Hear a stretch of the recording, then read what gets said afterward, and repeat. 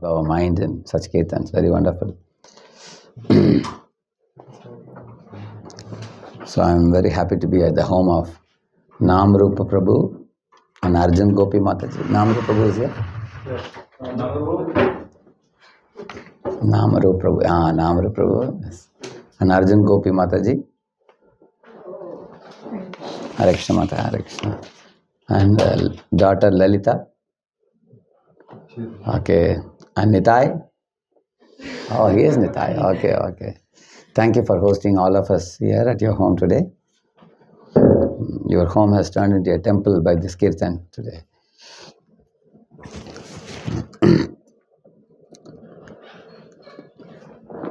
In our lives, sometimes we all feel a sudden awakening.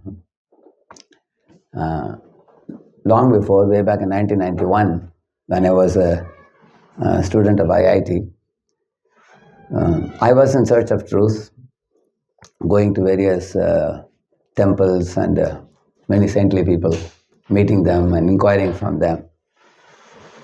So I came across ISKCON society. When I went to the Juhu temple, we were about to board the lift. So I told the monk that I don't want to board the lift. I am not an old man. I am a young man. I can climb up the staircase. But he told me that if you agree to board the lift, you will save Krishna's time. We will reach in a couple of minutes. But if you have to go by staircase, it will take you 8-10 minutes, he said. And this was a new paradigm that I received from him. Okay, for Krishna's sake, I can board the lift. Okay, then I boarded the lift. And we went there, and there I saw a glass room inside which, it was a computer room. I saw some monks sitting and working in the computer. And this was like a culture shock for me, because I have seen monks in my life, I have seen computers, but never together. That was a new thing for me.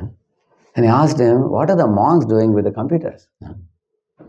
So then he told me, this is called Yukta Vairagya, he said. Yukta Vairagya means everything belongs to Krishna, and we can use everything in Krishna's service. So that was a new philosophy for me, because I was thinking that monks are supposed to go to recluse and live in solitude and absorbing themselves close to nature, remembering God. So they are not supposed to interact with the city and all the facilities and luxuries. That was my idea before. So it was like a paradigm shift for me when I met him. And he told me how the monks in that temple, how they are using the computer for propagating Krishna consciousness, and he explained to me. Similarly, in our lives, we all have some experience or the other. I had one habit of being a perfectionist in whatever I do. I would want to do things very meticulously, going from 95% perfection to 99% perfection, which is more difficult than bringing from 50% to 90% perfection. So one of the aspects of imperfection is, if I tell someone something, they should stick to it. So I had one traveling assistant with me in the train, not many years ago, maybe a few years ago. I had told him that this laptop has a lot of valuable information, which is more costlier than the laptop itself. So I told him that you should preserve it, and you should always log the laptop when you are traveling in the night in the train. So my assistant used to lock it below in a big suitcase and lock the suitcase and go to sleep. But one day he forgot to lock it. He was lying in the berth of the train in the top along with the laptop like this. I saw him. I slowly pulled it out from his hand. Still he was sleeping. Then I hid it somewhere in the train. And I closed my head with a blanket slightly with a hole. I was watching what is happening to him. I wanted to put him in anxiety a little bit. So that fellow, after half an hour, he got up, he was searching for the laptop, he couldn't find it, he got down, he put on the light and all the people were disturbed in the midnight. And he asked them, did you see any thief came? Did anybody take away my laptop? And I was watching all that. I didn't show up. I just kept watching. Then he went up to the door, he came back, and he was in anxiety almost 15-20 minutes. After I told him, come here. I told him, see, I told you to lock it every time. Why you didn't lock it? Because, one of my godbrothers used to say, this Shamanand Prabhu, the property of the careless people is stolen by shameless people. He used to say that. So in this world, there are always people, as soon as there is something easily available for stealing, they will steal. So I told him that you may be a little careless for a few moments. A thief doesn't take much time. He would steal it. So I was upset with him. I told him, henceforth, I will not make you responsible for this laptop. I will take care, I told him. Then I started keeping it, locking it every day whenever I travel in the train. So 3 months later, one night I was working till 11 o'clock at night. And I was damn tired that day. Then I also kept the laptop and went to sleep like this, the bag. And it seems that fellow got up. He saw me that I didn't lock it. So he slowly took it out from my hands and he hid it somewhere. And about 1 or 2 hours later, probably after 1:30, I just turned to my side and suddenly I found the laptop missing. And I got down and put on the lights. And so then he saw me getting down, asked, any help you want, Prabhu? He asked. I said, no help, Mr. God, go to sleep, I told him. I will do the needful myself. Then I asked all the people, did you see any thief come here? So I was in big anxiety. I searched everywhere all around, I couldn't find it. After putting me in anxiety for half an hour, he got down. And then he showed me where he had hidden it. And then he said, Prabhu, 3 months ago you told me that, you were so upset with me, but now you yourself didn't lock it, he told me. On that day, I realized one lesson: forgiven are those who forgive others. This is one of the statements in Bible. So generally we expect others to be all perfect in this world. But sometimes we commit the same mistakes what we find in others also. So I told him, I'm sorry, I was very heavy with you at that time when you were careless. Even I could be careless too. It can happen. So these kinds of situations, I told you a couple of situations just now to all of you. In one first situation I told you, I had my own idea of what is renunciation, which I had to change after meeting Hare Krishna devotees.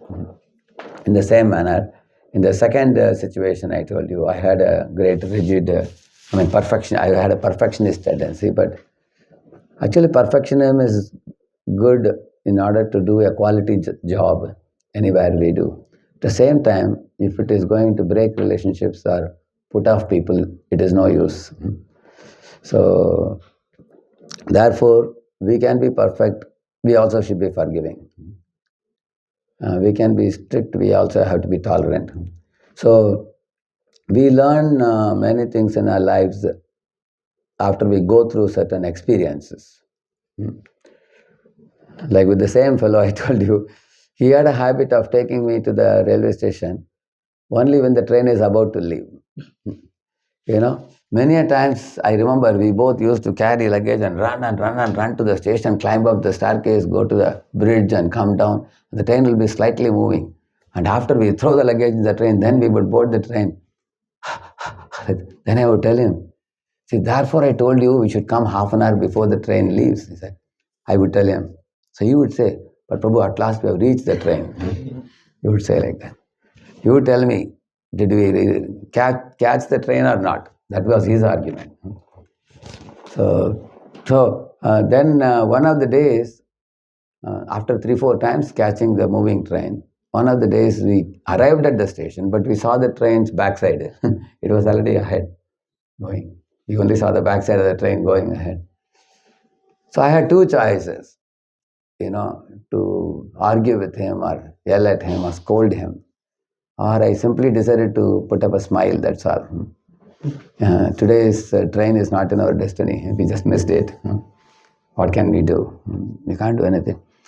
In the moments in our life, in such moments in our life, we can get frustrated ourselves and also put off others, or what cannot be cured must be endured. It is said. In this world, there are certain things which cannot be changed. We have to learn to tolerate them. So this person, of course, he is not going to change his habits so easily. Later on, I told him, I will go ahead, you can come later. I would do that. But the point is, just now if you see the train already missed, can you do anything about it? You can't do anything. Only one thing you can do, you can think about the next train. What is going to be the next train? It's a long distance train. We have to find out, maybe after 3-4 hours we boarded another train. But I decided on that day, I'm not going to get frustrated myself, nor I am going to yell at him, because that will cause problem to him and me both.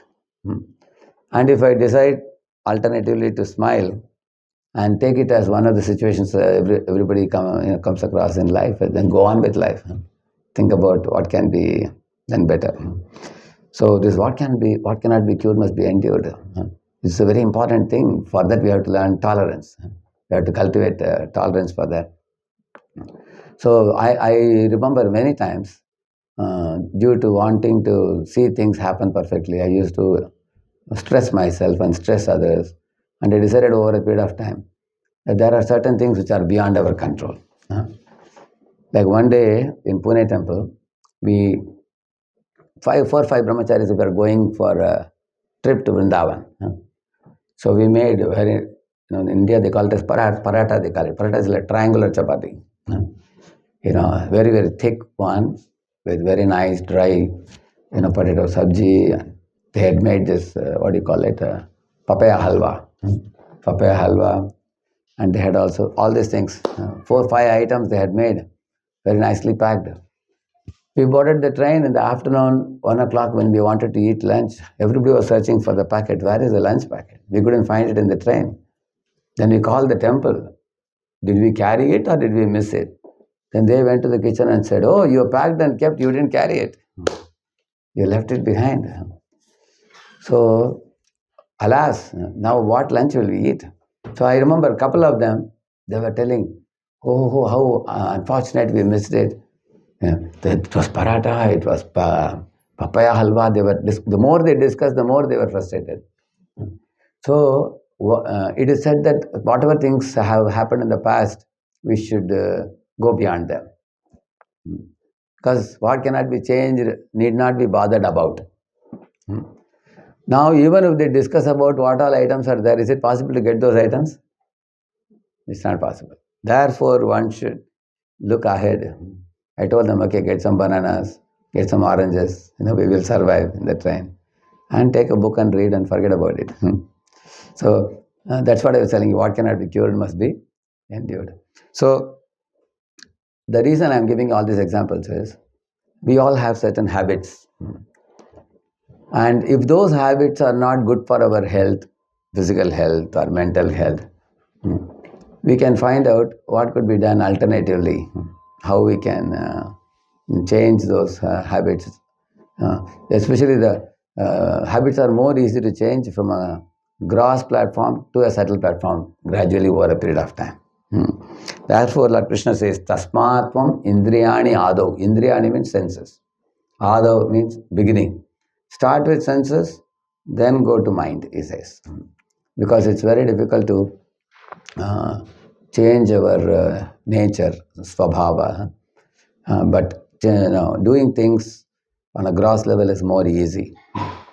For example, if there is a fan rotating, stopping the fan is difficult.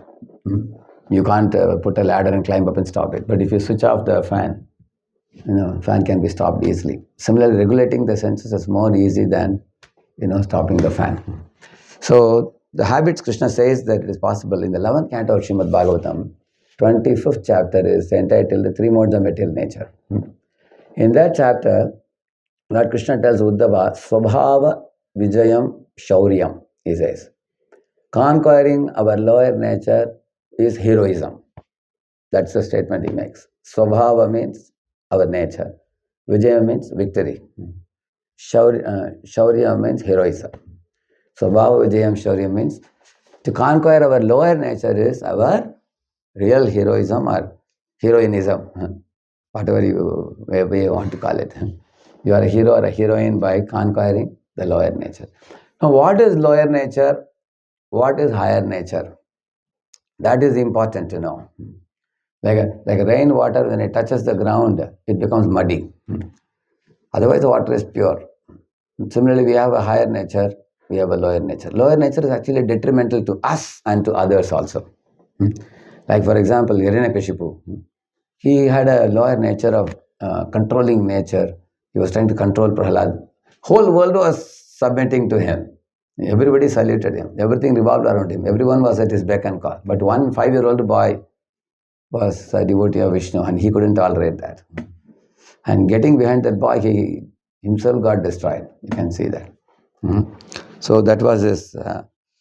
So you will find that the lower nature is something that is not healthy in our system for body, mind, soul. The lower nature. The lower natures, there are many, but the root comes from only 3. Lord Krishna says, Trividam narakasyedam dwaram nashanam atmanah kama krodha tata lobhas tasmat etat trayam tyajet, he is saying. Give up these 3 enemies, he says, within the mind. These 3 are the enemies which really torment the suffering people in this world. You will see from the lust comes all these gang rapes and all those things. From the greed comes money scandals and all that. From the anger comes murders, shooting and all those things. You will see modern day they may call it with different names, but the root of it is in these 3. And out of these 3 also is, there is one is the cause of the other 2. Can somebody guess which one is the cause of the other 2? Yes, lust is the cause of the other 2. It's perfect. So what is the definition of lust? Which causes the other 2? Many people know that when lust is not satisfied, it becomes anger. When it is satisfied, it becomes greed. Like, in America, they call it M&M, they call it. Correct? You know M&M? M&M is the cocoa chocolate. Yeah. Correct, no? Yeah. So, first time when my mother gave me some 3-4 of those round gems, they call it. Gems, they call it here also? Chocolate. They call it. Chocolate, they call it, yeah. Here it comes as a bar, it comes. Round ones? Yeah. So she just colorful ones, She gave me 3-4. I had never eaten it in my life. First time I ate it. When I put it in the mouth, it has a crispy cover. We bite it and then cocoa comes out. Wow, what is this? I asked my mother, where does this come from? Then she showed me a packet. I told her, give me the packet, I'll take care. Take care means I finished everything. After finishing, what do you think we will do? One more. We want 1 more, then 2 more, then 3 more. Until all the tooth are gone. All the 32 tooth are gone. So, it's not good for us to eat so many. So, lust means adamant desire for the prohibited. That's the definition of lust. That which is neither good for us, not will do good for others.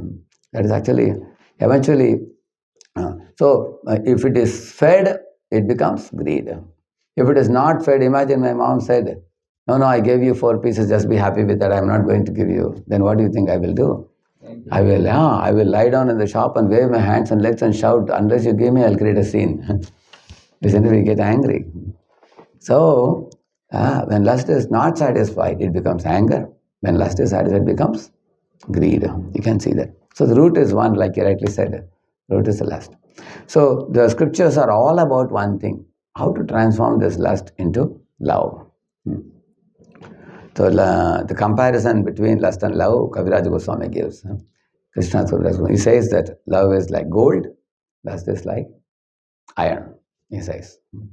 So Mother Sita was sitting in the Panchavati when she had sent away Lakshman to find out Rama in the forest. When Ram had gone chasing after a deer, so she wanted Lakshman to go and find out Ram, because the deer was not a deer. It was actually a demon who had disguised as a deer. And then he called out, hey Sita, hey Lakshman, like that he called. Now Sita was worried, so she sent away Lakshman. So Lakshman was gone, Ram was gone, she was alone. At that time, the 10-headed demon, Ravana, who actually wanted to kidnap Sita, arrived there in the disguise of a yogi with a big tuft at the top, with a rudraksha and everything. He was carrying a kamandalu, and he had changed he had disguised himself like that. And then when he came to see Sita, he started describing Sita's qualities. He said, "You are walking like a peacock, and your hip is like a damarut." Many things he said. Your eyes are like lotus. So many things. She said, "Wait a minute." She said, "I am married to Ram." And she said, "Who are you?" Then he became very inspired by the question, "Who are you?" He said, "Oh, you really want to know me who I am?" Then he started telling all his own glories about Lanka and everything. At that time, Mother Sita, she says a series of statements which is there in Ramayana. She says, "You rogue," she says, "you are like a iron. My husband Ram is like a gold," she says. She says, "Ram is like a mountain, you are like a mound," she says. "Ram is like an ocean, you are like a puddle of water. Ram is like Garuda, and you are like a crow," she says. Like that, many things she says. Basically, she is making a comparison between love and lust. So, in our heart, if love has to reign, love has to rule, in this day and age, it is through this kirtan, which you all are doing so beautifully in the beginning. Actually, the last verse of Srimad Bhagavatam says, "Nama sankirtanam yasya sarva papa pranashanam pranamo dukkha shamanaha tam namami harim param." This verse says that anyone who is participating in Nama Sankirtan wholeheartedly, all the sinful reactions will be washed away. All this lust, anger, greed, everything will be washed away. And if anyone bows down to the deity of Krishna, all his suffering will be washed away. It says these are the two statements made in the end of Srimad Bhagavatam. Therefore, one should bow down to the Lord and pray to Him and depend on Him, and request Him to guide us, request Him to bless us, request Him to empower us, so that we can walk the right path as per the desire of Guru and Krishna, everybody. So that is called prayer and dependence, we call it. And chanting of the holy name and singing of the kirtana will increase our determination. It increases the inner strength. It gives determination to do the right things. And study of the Bhagavad Gita, Bhagavatam, that gives us discrimination. Discrimination means, what is discrimination? To know the difference between right and wrong. What is beneficial, what is harmful. What is, like when Prabhupada met the hippies, what is his name? I think it was Allen Ginsberg was talking to Prabhupada. He told Prabhupada that, "Swamiji, I think Krishna has come in this age in the form of a drug," he said, in order to, give us an elevated platform. Prabhupada said, "You say if you think Krishna has come as a drug, then why after going up you come down? You are not all the time up. Plus the drug also is ruining your body. And people are screaming after taking drugs, isn't it? Why? This is not Krishna." Prabhupada said, "This is illusion." He said, "This is Shishupti type of, it makes you forget the external world and reality and puts you in an artificial state of elation. You can't stay there forever." And then Prabhupada said, actually, if you really, therefore you need discrimination. So discrimination comes from study of the scriptures. The ability to discriminate between what will do good for me, bad for me, healthy, unhealthy, harmful, or all those things. So discrimination, determination, dependence, and in this way, in the association of devotees, we get all these things. So I have spoken for a few minutes on the topic of habits. I told you many examples, little real life examples I told you. One of the goals of human form of life is heart transformation. Like a cruel Mrigari became flower-like, soft-hearted, saintly devotee. You can see that. arrogant Rahugana, who, you all have heard of Rahugana in the Bharata pastime? Okay, I'll tell you, long story cut short. Rahugana was a king going on a palanquin, and, which was taken by some workers, and they were finding it a little difficult to carry him. One of them was very tired, so they got one Jadabharata who was a pure devotee of Krishna. And they didn't know it because he had a very hefty body. They made him lift it. He was lifting it, he didn't say anything, he didn't mind it. But because he was a pure devotee, whenever he saw the ants on the way, he crossed over them very carefully. And so the palanquin was going in a zigzag manner. So the king became wild. He said, "How dare you take the palanquin like this? I can punish you." Like Yamaraj punishes the sinful people. So he chastised him heavily like that. And later on, he asked him, "Are you thin? No, you appear to be thin, you are not fat enough. You appear to be carrying for a long distance." Sarcastically he spoke. See, sarcasm is more painful than straight speech. So when he spoke like that, still Jadabharata was not disturbed.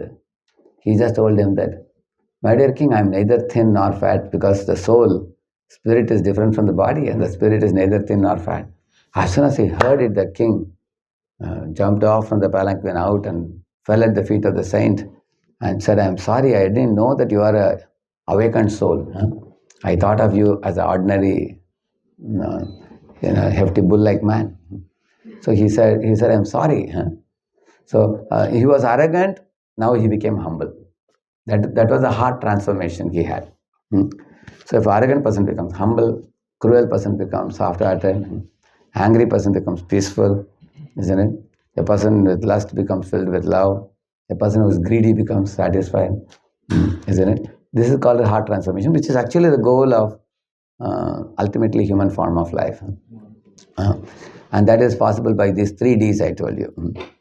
And dependence on Krishna and the devotees, discrimination and determination, which comes by study of scriptures, chanting of the holy name, and depending on the Lord. Thank you. Now I can take some questions, or we can take some reflections from all of you. I can start. Thank you. So first of all, did it make sense to all of you what I spoke? It makes sense? Thank you. Yeah. Yes. So I really like the story of Jadabharat and Rahugana that you mentioned. I think that's something that happens a lot. People say mean things to other people. Parents can say some things. Kids can say some things. And you get affected. But Jadabharat was not affected.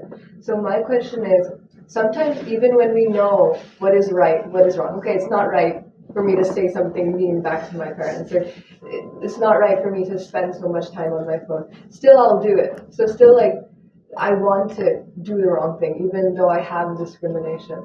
So what do we do then? And why do we do it? Yeah.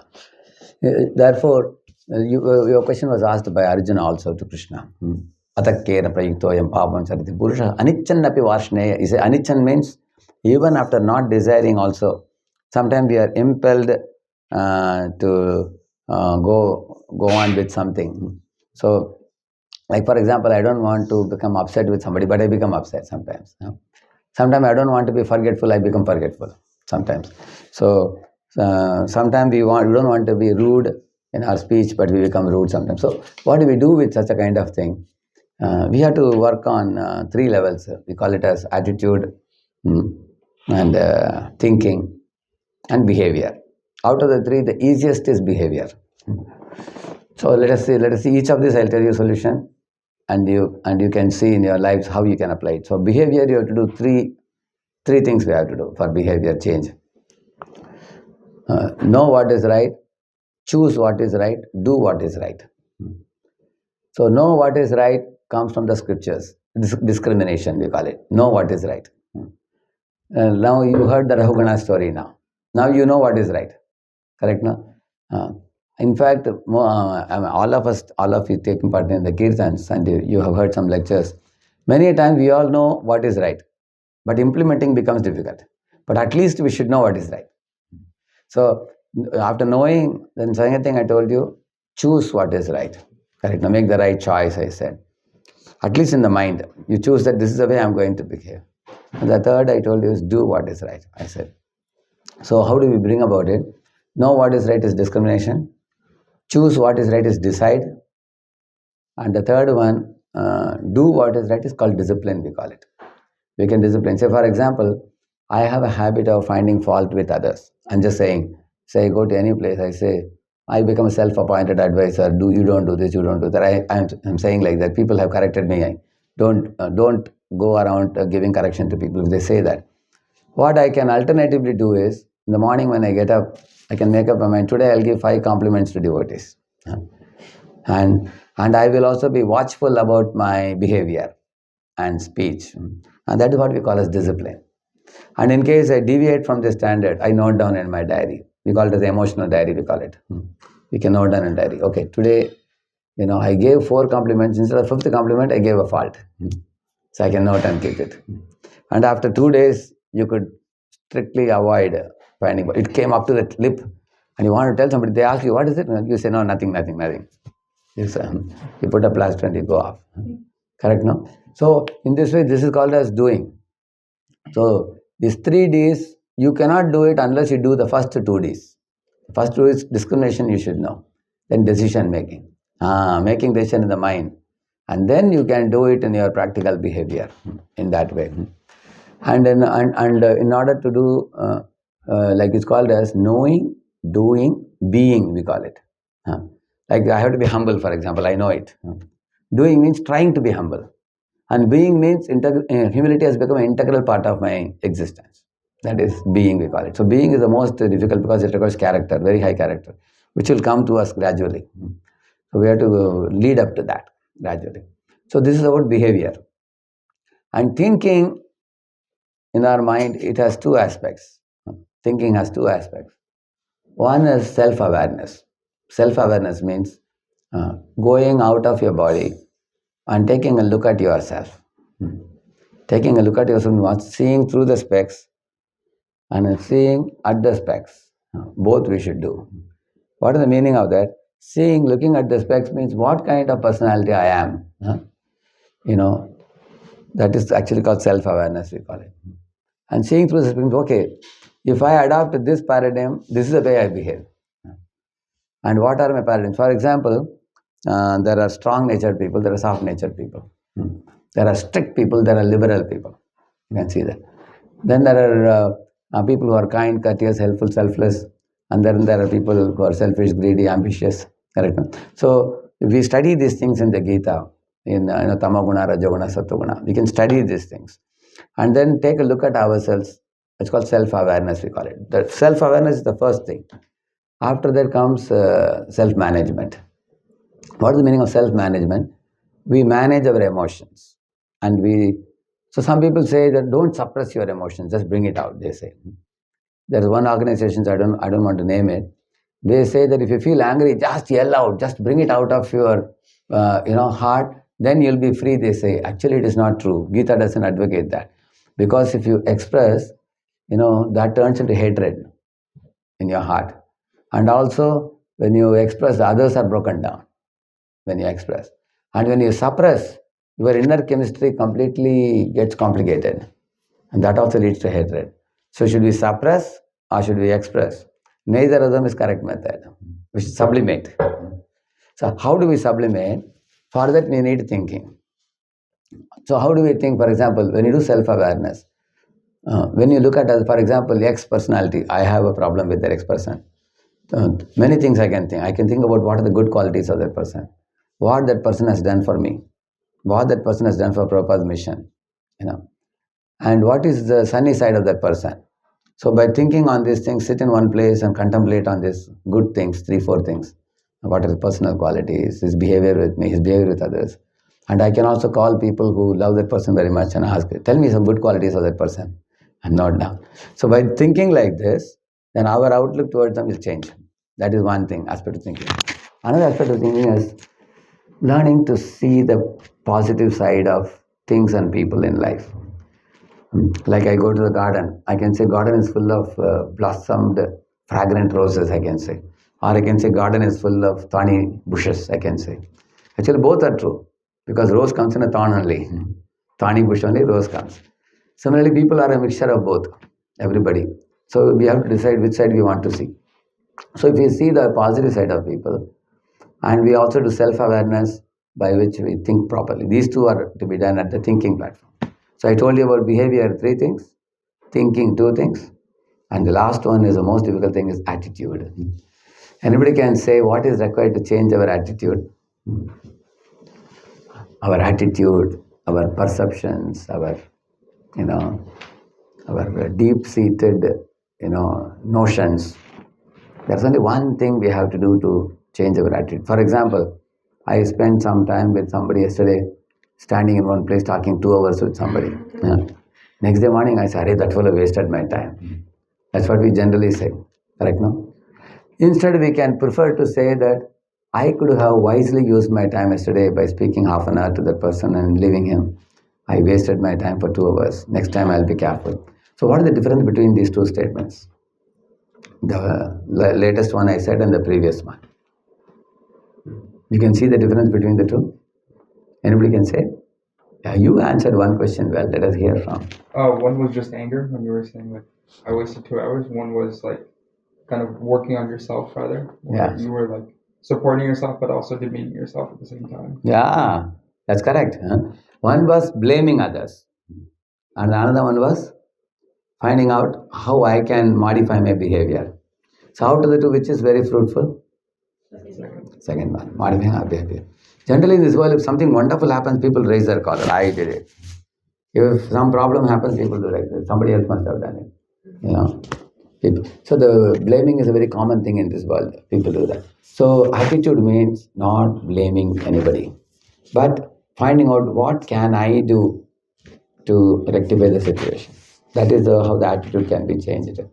Even Gajendra Moksha prayers, if you read, Srila Vishwanath Chakravarti Thakur says that when Gajendra was caught by the crocodile, his relatives were behind him, trying to pull him out of water with the tail. Can you catch somebody by the tail and pull him out? They were afraid to come in the water because other crocodiles may catch them also. They were afraid. And then he saw the other elephants also couldn't help. Then he looked up at the sky. The devatas, he didn't want to take shelter of them. Then at last he cried loudly that now I am, it seems that I can't escape now. At that time, Rajendra said one thing, which brought the Supreme Lord. What did he say? I can't blame anyone in this world. He said, I myself carelessly entered the lake and I got caught, maybe due to my own past misdeeds, he said. Immediately, all the prayers he learned in the previous life came to his remembrance at that time. That means when Lord sees that we are sincere and we don't blame the world around, rather we are trying to rectify the situation by doing something what is within our reach. That is what our Stephen Covey calls it a circle of influence and circle of concern. Circle of influence means what is within my reach, I will do it. So when he said this, then Lord gave him buddhi, intelligence he gave him. In our life also, like many of your young children here, your students, say, what is your attitude towards studies? If you see many students don't study throughout the year, when exams come, they pick up, correct? No? So that is also wrong attitude. That can be changed. Similarly, what's our attitude towards work? Many people do whatever work is given and then they want to enjoy entertainment. But if we do the work, but we try to improve our work, and also we look for new opportunities to do some additional work. Correct, no? Like sometimes when you have holidays, you can decide how to spend the holidays. Well, yesterday I was in New York, Brooklyn. I took some 14-20 students. We went to one Krishna lunch. Krishna kitchen is there, one of the Prabhus. And near that, such a scenic place we have never seen anywhere. There's a beautiful lake, boats were going, and beautiful mountain with lot of greenery, lot of trees there. So we almost we had 3/4 of the day program there we had in that place. So one of the boy was commenting in that. He was telling that, Prabhu, if we didn't get connected to Hare Krishna, now we would have come to this place just for entertainment. But now we have come here, we did a lot of activities, dramas also we did. We did skits and we had learnings and lessons and everything. He said, now it has become edutainment now. Education combined with entertainment now. So we can use our time, we can improve our work, and we can also look for opportunities to grow in life also when we have time. So these are all examples of right attitude. One of the things that I would do in my life is to associate with the people with high attitude. Hmm. People who are responsible, who don't blame others, who are sincere, and it helps us very much. In their company, we learn a lot of good things. So, therefore, for changing attitude, only one thing we have to do: take responsibility. That's all. Don't blame the world around. Take responsibility. So, three things: behavior, thinking, attitude. These are the three ways by which any habit can be changed. Hmm. And we shouldn't expect overnight change of any habit. If you have heard about Kaizen system, then Kaizen system means make small improvement. If somebody is smoking every day, you can decide to smoke every other day. If somebody is quarreling every day, he can decide to quarrel once in 3 days or something like that. Yeah? He can reduce. So habits can be changed little by little. Like if somebody gives you watermelon, you can't eat it. But somebody cuts and gives you, you can even eat piece by piece. You can finish 4 watermelons also. Can finish, isn't it? So we should do it. What do you call it? We should take it like piece by piece, little by little. We can change. We don't have to. We can't change overnight. That will lead to swinging moods.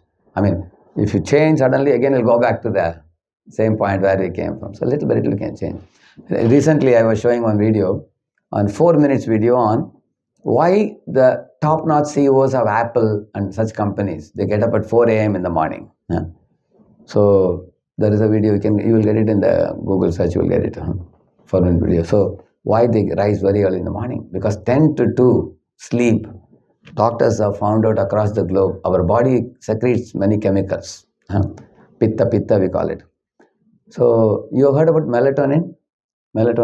See, melatonin level gradually from evening 7 o'clock, 8 o'clock, 9 o'clock, 10 o'clock, if you go, melatonin level increases. So that means the body slowly starts feeling fatigue. So when one lies down before 10 p.m., then the inside of the body starts becoming very active. That means external body is resting, and you get and the nice chemical reactions and all happens, secretion and all those things. Each 1 hour, different 1.5 hours, different activities happen in the body, especially 10 to 2. And 3 o'clock in the morning, you are fresh. Even if you sleep 5 hours only, you can be fresh all day. Like I sleep at 9:30, get up at 3:30, or 9 to 3 I sleep. And the daytime, we don't have to lie even for a moment. All day, 18 hours we can work. If you sleep 6 hours well, we will never get tired at all. But many people sleep at 1 or 2 or 3. So because of that, when they come from the college, they see the bed, again go to bed for some time. Again get up, sleep here, sleep there. Sometimes sitting in chair also they sleep. Sometimes TV is on and they are out, knocked out. That's because they haven't got that quality sleep. Correct, no? If you want quality sleep, 10 to 2 is very important. Those 4 hours. I'm not saying that doctors say that. I can send to them the link also of the video. You can share with them. No problem. Yeah. So that is another habit, a sleeping habit. Correct. Eating habit, for example, junk food is very tasty. But in the long run, what happens? Obesity is a big problem. Correct. All over the world. And once the tongue gets addicted, it is very difficult to give up after that. So modern day society, although man has made a lot of advancement in science and technology and medicine, there are many habits we have taken up which are very harmful for the body. Therefore, we have to, actually there are many habits. So each of us have to write our own habits. You don't have to tell anybody about it. You can keep it strictly confidential. Write down in your emotional diary. Make sure you don't keep the emotional diary anywhere else. Keep it in your lock and key. And you write down, these are the habits and I want to change. Start from behavior and go to thinking and go to attitude. And you will see a very big change, you will see. And it is possible. I have done myself in my life. Many of the things I shared with you, some of them today.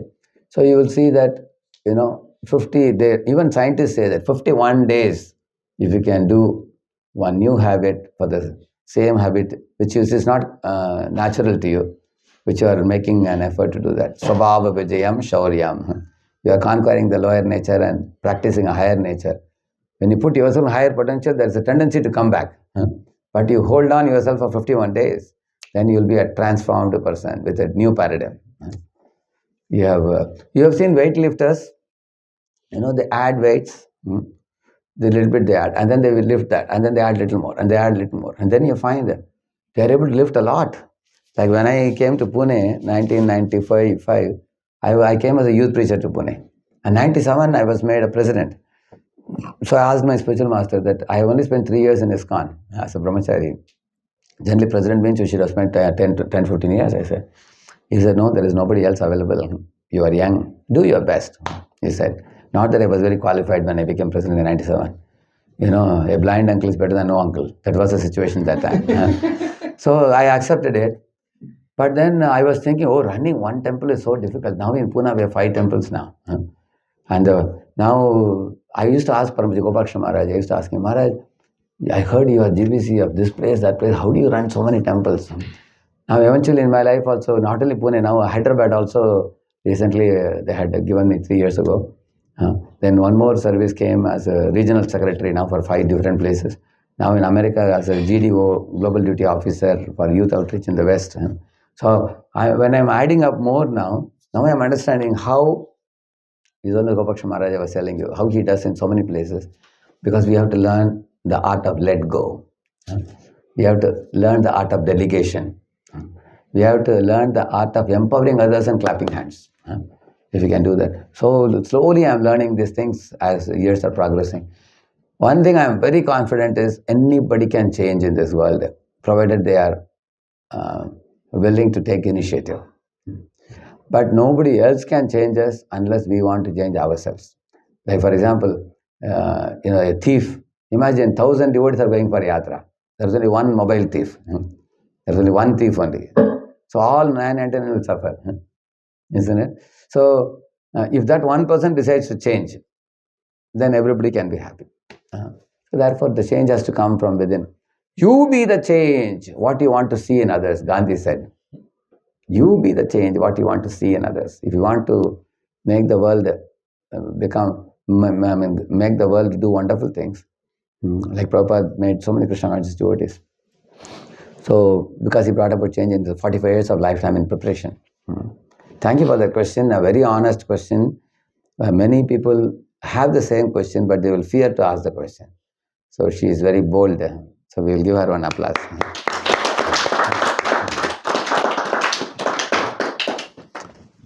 Another 5-10 minutes, I can take another one question. Yeah, yes, please. Hare Krishna. So, one quick question following to the same conversation.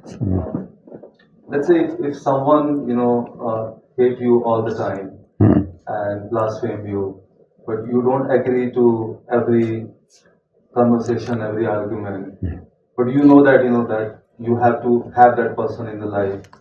So how to handle, such things and Correct. feel like, able to successfully move forward? Yeah. There are many things you can do. One of the things that I will do, like for example, in one family member is not a devotee. One family member is not a devotee. And the devotee is being very much harassed by that person, family member. Because this person is a devotee, this person is not a devotee. So what this person did, like say A is not a devotee, B is a devotee. Like Hiranyakashipu and Prahlad, for example. So now the devotee can do many things. One of the things is you can find out a very great love-emitting devotee who can give affection to this A and be friendly and kind and gradually inspire that person in Krishna consciousness in order to give him the paradigm of Krishna conscious paradigm in life so that the A will gradually change. I have a real life example in this. There was one husband and wife. The wife was not a devotee, but the husband was a devotee, but they got married. So the husband was such a fanatic, he told the wife that you have wasted your life till now, therefore you have to become Krishna conscious immediately. Even when she was in bathroom, he will bat at the door and say, inside bathroom also chant. He would tell her. He was such a fanatic he was. So the wife actually said, I am fed up with you. So she left him. And of course she went to home. she wanted to decide whether to divorce or what to do. She wanted to consult the parents. So 6 months she didn't come back. But in those 6 months, a miracle happened. In those 6 months, one of her college friends who was in the same town, she would come to meet her.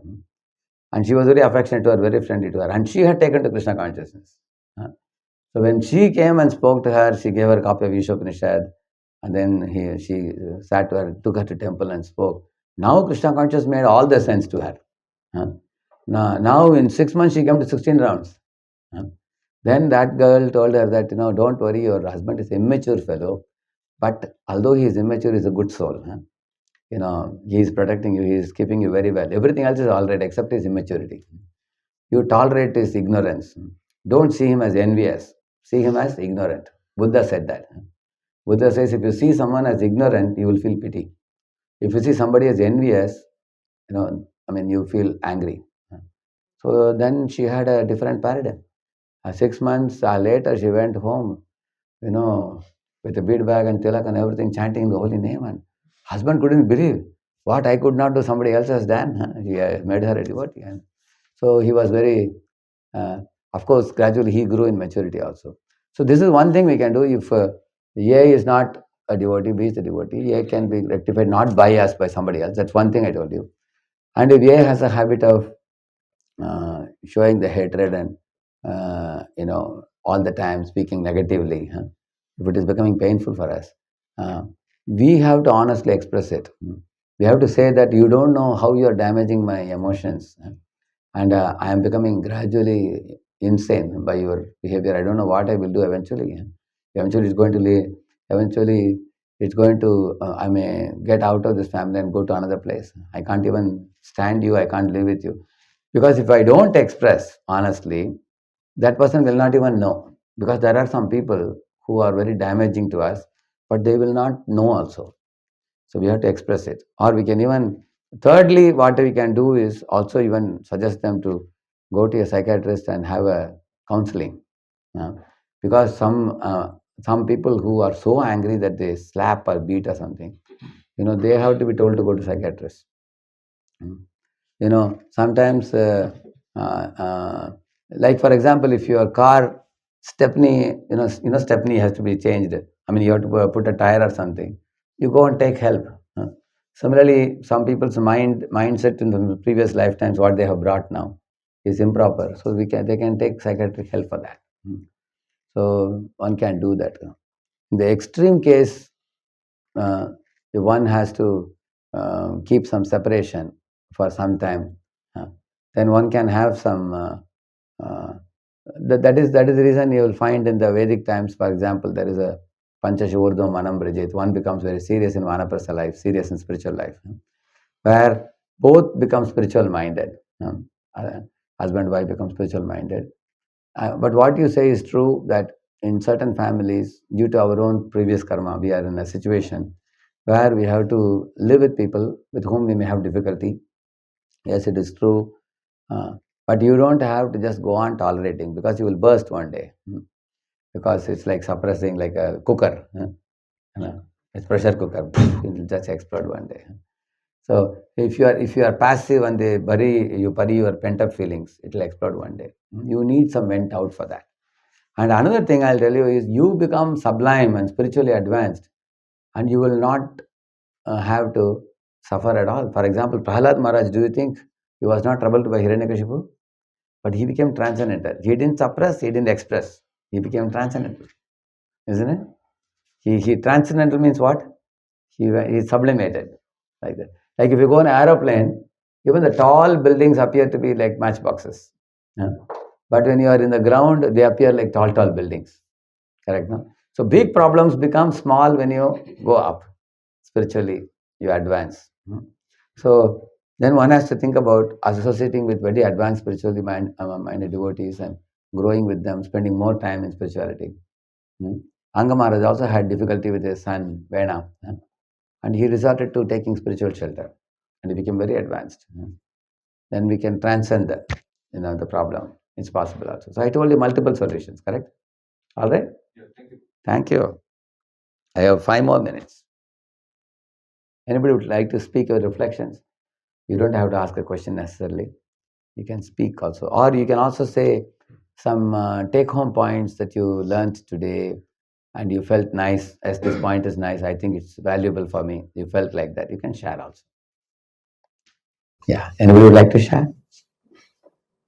Yeah, please. I liked how you were talking about humility, where like people always say, "Oh, be humble, be humble." And it's not always that simple. Where like sometimes you have to force yourself Correct. into doing that before it becomes part of your character. Mm. So that'll take a long time. So you have to start doing that yourself. The initiative. Correct. Touching yourself. Correct. Yes. Thank you. So first we can know what is humility, then try to do what is humility, then be humble. It will gradually come. Thank you. That is a good point. Anyone else? Nice one. So one thing I really like that you said was you're saying, what cannot be cured should be endured. So I think that really applies to a lot of areas in your life. Yeah. Because, especially for me, I know what that feels like. Whether it be like grades or what some teacher says to me, what my parents say to me. Internally, I get very conflicted. But when I tell myself, it's not in your hands, if you can't control it, you shouldn't worry about it. So, Yeah. I think this is something that can be applied spiritually and materially to your life. So Exactly. That's it's true. important in your life because if you're always angry about something, you're never going to be happy. Correct. We lose our happiness, and the thing also doesn't change. It remains the same. Like one South Indian girl, she got 93% in 12th standard, and then she 93, 94% in 12th standard. When she couldn't crack the NEET exam, she becomes psychologically depressed completely. She couldn't crack and she wanted to become a doctor. But the problem is not her. All her friends were repeatedly calling her, "Hey, why you couldn't make it? You got so many marks in the school. Why you couldn't make it in the competitive exam?" Yeah. Every time she got a call from the friend, she threw the mobile. And she got really upset.